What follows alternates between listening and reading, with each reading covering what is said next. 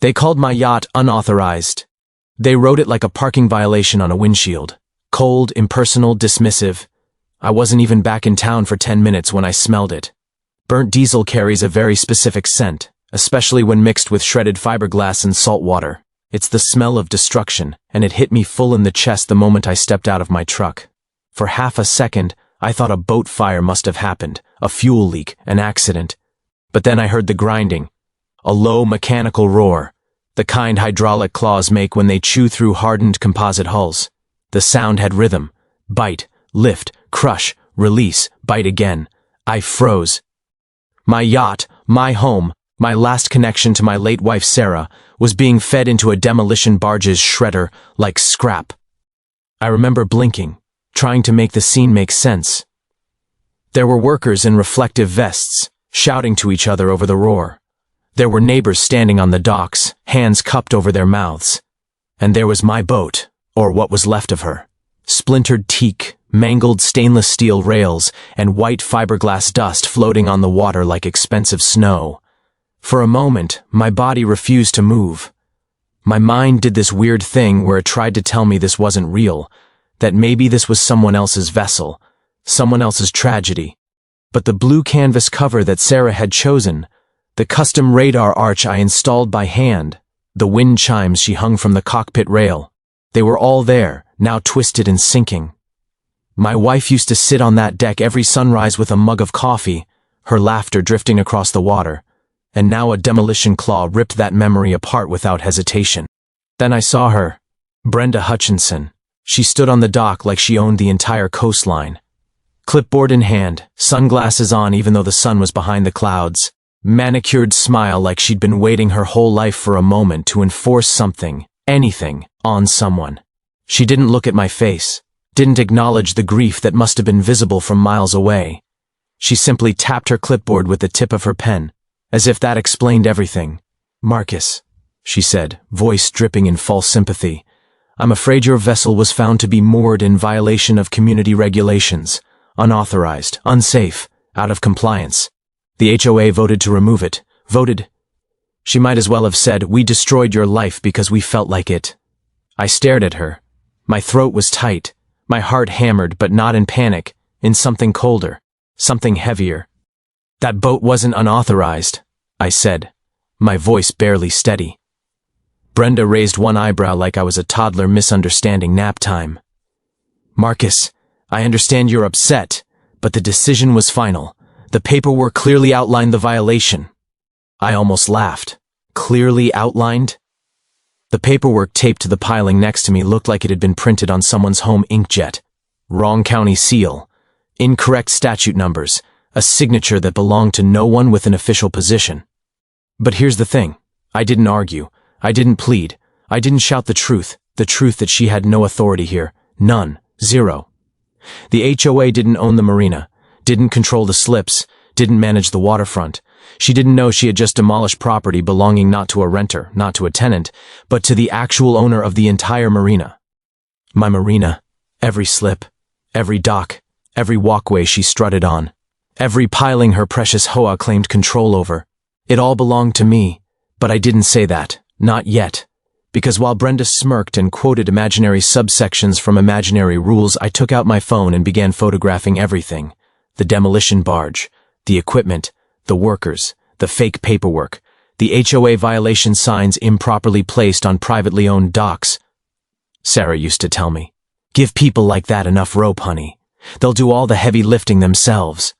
And Brenda? She was building her own gallows plank by plank. A neighbor jogged up to me, Janet, a retired teacher who lived aboard a 35-foot sailboat. She was wearing fuzzy slippers and a robe, eyes puffy from crying. "Marcus, I'm so sorry," she said. "They didn't let any of us get close. We tried to tell them it wasn't right, but they kept saying it was official HOA business." Her voice cracked on those last words. Another resident, Bob, a Coast Guard vet, shook his head. "I told them you owned the slip. They didn't care.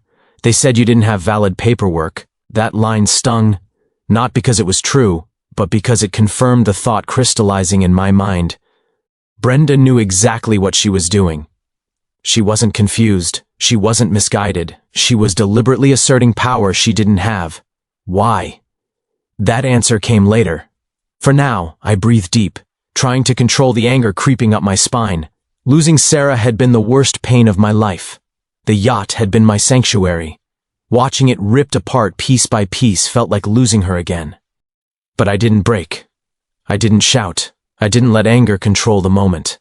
Because the Navy taught me something. When a battle begins, the one who stays calm wins. I stepped closer to Brenda. "Who authorized this?" I asked. She tapped her clipboard again. "The board. We have jurisdiction here." "No, you don't," I said quietly. She smiled. "I do now." She actually believed that confidence, that arrogant certainty would be her downfall. I walked past her, stepping over shattered fragments of fiberglass that used to be my home. The wind chimes Sarah had loved lay half-crushed on the dock. I picked them up, cradling the bent metal like something fragile. Brenda cleared her throat, annoyed I wasn't playing the defeated victim she expected. "Marcus," she called, "if you'd like to dispute this, you may file an appeal with the HOA Review Committee." Appeal? To the same committee that targeted me. Right. I didn't turn around. "Oh, I'll be filing something," I said, "just not with your committee." She didn't understand the meaning behind that. Not yet. I walked into the Marina office where Tommy, the manager, looked like he wanted to crawl under a desk. "Marcus, I didn't want to do this," he said. "They showed up with official papers, said it was an emergency action. They pressured me to unlock the gate." I set the twisted wind chimes gently on the counter. "Show me the papers," I said. He handed them over. Fake. Every single one. Wrong legal format. Incorrect county codes. Fabricated emergency authority language. Signatures belonging to imaginary officials. And the HOA didn't even have the legal right to issue anything here. I kept my face neutral. Inside, a storm brewed. Not a loud one. A quiet, calculating one. As my eyes scanned the office wall, something else caught my attention. A bulletin board filled with slip contracts. Some were new rental agreements from the recent move-ins. But mixed among them were older contracts. Contracts that looked different. 5 of them used ownership language, not rental. Ownership, meaning several residents legally owned their slips. Just like me. Meaning Brenda wasn't just harassing renters. She was levying fines, imposing rules, and charging fees against property owners. Owners who had rights the HOA couldn't touch. Owners the HOA had absolutely no jurisdiction over. Owners she was trying to evict or pressure out. And in that moment, something clicked in my mind with the precision of a mechanical lock. This wasn't incompetence. This wasn't misunderstanding. This was a coordinated effort. A plan. A hidden motive. I didn't know all the details yet, but I knew the core truth. Brenda was trying to take control of the marina, and my yacht was collateral damage. That night, Janet offered her guest berth so I wouldn't have to sleep in my truck. I accepted, stepping into the tiny cabin with quilted pillows and ceramic lighthouse figurines on every shelf. It wasn't comfortable. It smelled faintly of lavender and old varnish. The bunk was too short. My knees hit the wall. But as I lay there in the dim cabin light, I felt something I hadn't felt since Sarah passed. Purpose. Not the warm, gentle purpose Sarah had brought to my life. A cold, sharp purpose. The kind that forms in your gut when someone goes too far. When someone crosses a line so blatantly that justice isn't just an option. It becomes a duty. I stared at the ceiling and whispered, "Sarah, I know you'd tell me to be patient." And I would be patient like the tide. Patient like a storm building strength over open water. Patient like someone who knows the law better than the criminal breaking it. Because Brenda hadn't just destroyed a boat. She had declared war.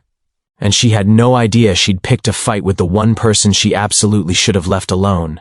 The owner, the engineer, the man who documents everything, the man who had nothing left to lose, and therefore everything to fight for. This was only the beginning. I woke up the next morning on Janet's tiny sailboat, my back aching from the too short bunk and my mind already spinning. The marina had always been my sanctuary, quiet, predictable, peaceful. But that peace was gone now, replaced with tension humming through the docks like electricity. When I walked out onto the deck, the first thing I saw wasn't the sunrise. It was a bright orange violation notice, taped to Janet's hatch. Another one sat on Bob's power pedestal. 2 more slapped on the neighboring sailboats. The HOA had launched a full-scale blitz overnight, papering every liveaboard vessel with new infractions. Hanging laundry, unauthorized potted plants, excessive shore power usage, improper window tint, non-compliant rail decor. Nobody even knew window tint on a boat was a regulation, but apparently Brenda did. A couple on slip 12 stood staring dumbfounded at a $500 fine for having a windsock. A windsock. Meanwhile, a frail older man named Clarence trembled as he held a notice claiming he was in violation for unsafe boarding technique because he used a step stool to get onto his trawler. Brenda wasn't just pushing boundaries anymore.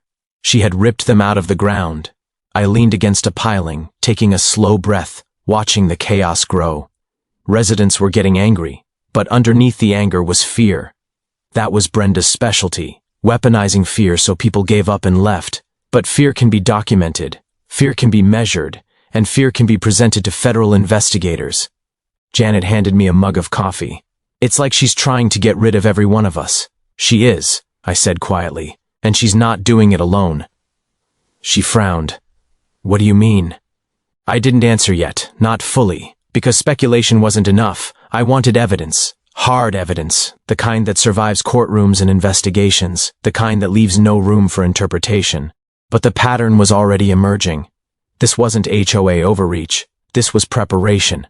Brenda wasn't simply abusing power. She was clearing out the Marina. Empty slips meant easier acquisition. No liveaboards meant no resistance. Destroying my boat was her opening move. The real game wasn't about compliance. It was about control. By mid-morning, the HOA's compliance committee, a trio of clipboard-clutching volunteers who looked like they alphabetized their spice racks for fun, made rounds on the docks. They stopped at every slip with the same tone. We're just doing our jobs. Their jobs, apparently, included photographing residents without permission, measuring rail heights, and recording the contents of people's deck boxes. One of them snapped a picture of Bob's CPAP machine plugged into shore power and said, "This is excessive usage. Expect a penalty letter." I intervened. "You realize medical devices are federally protected accommodations?" The woman blinked at me like she didn't understand English. "The HOA has rules. Federal law outranks." "Your rules," I said. She scowled, scribbling on her clipboard like I'd insulted her personally. Bob muttered, "Marcus, they're trying to push us out, all of us." "I know," I said. "That's why we're not giving them what they want." I went back to documenting everything. Photos, videos, timestamps, resident statements.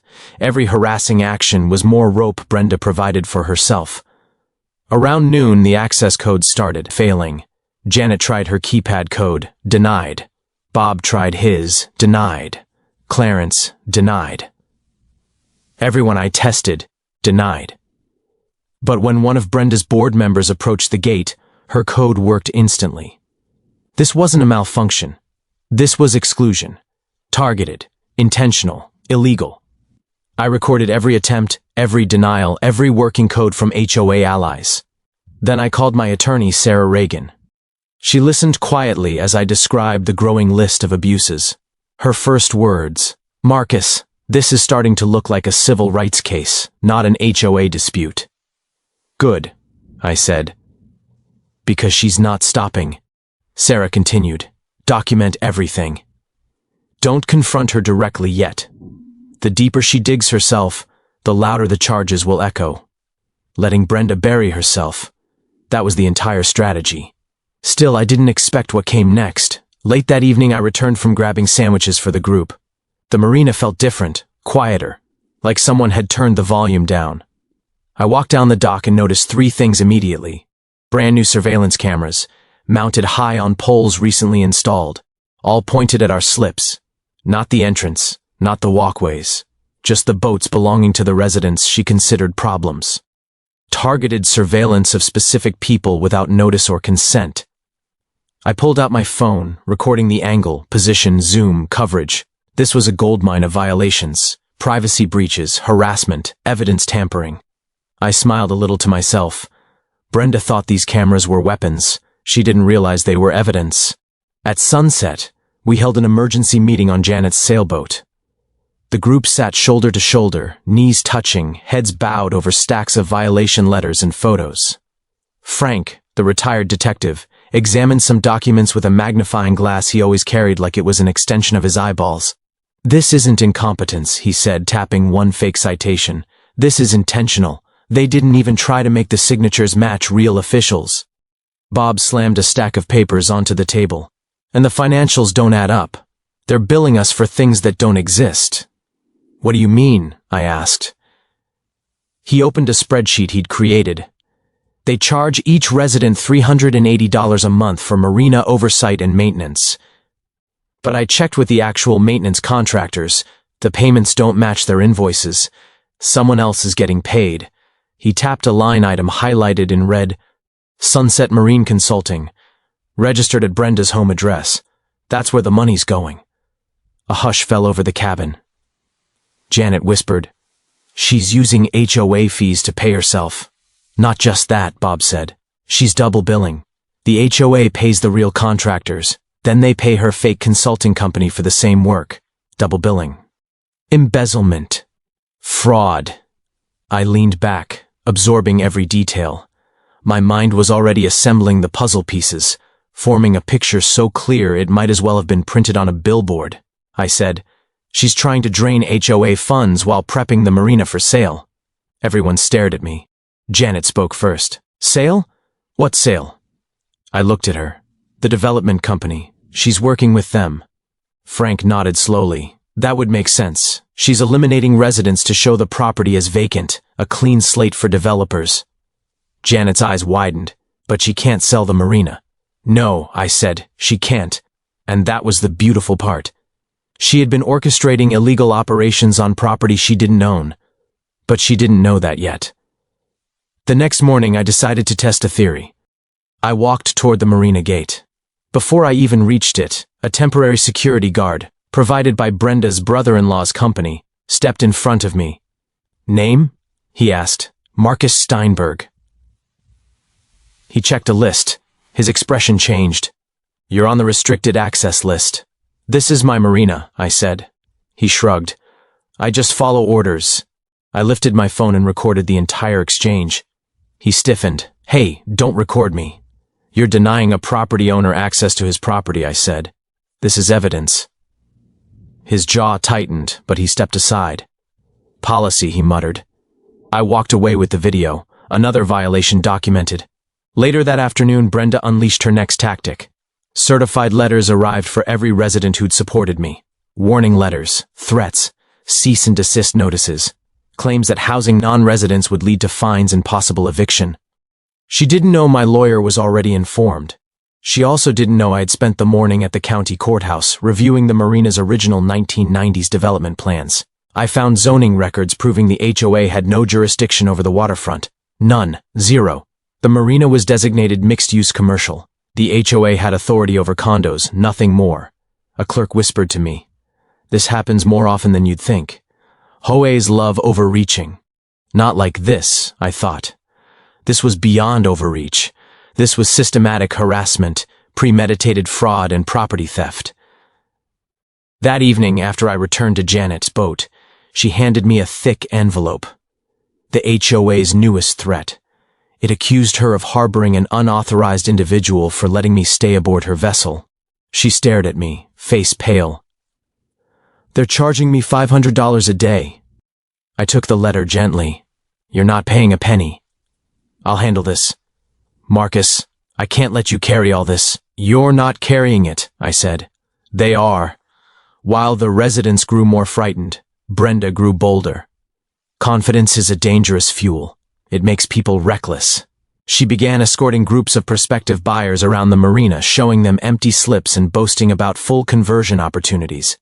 She promised them yacht club access, exclusive docking, and no residential complications. I watched her from a public access point across the water, using binoculars.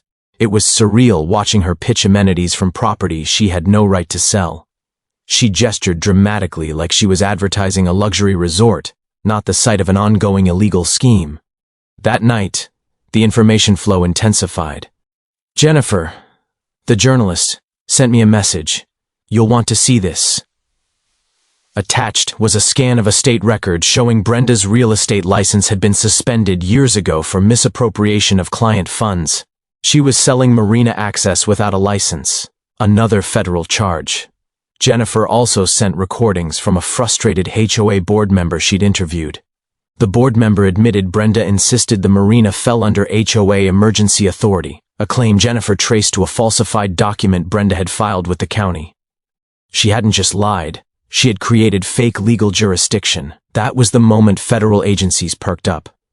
Jennifer passed everything along to a contact at the Department of Justice.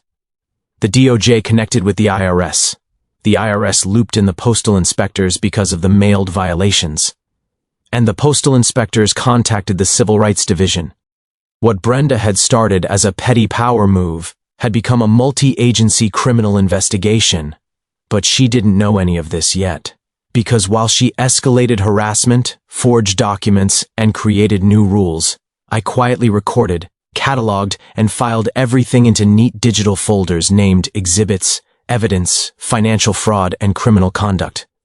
My military training and documentation had returned with a vengeance.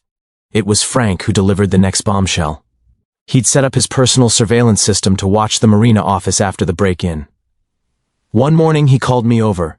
"Marcus," he said, "you need to see this." He played a nighttime video. There was Brenda, 2:07 a.m., car trunk open, carrying boxes clearly labeled contracts, entering the Marina office with a key she claimed she didn't have, leaving 20 minutes later with different boxes. Frank zoomed in. On one box, written in black marker, "Old ownership files." Cold anger spread through my chest. She wasn't just overreaching now, she was destroying legal documents to cover her tracks. "That's federal obstruction," Frank said.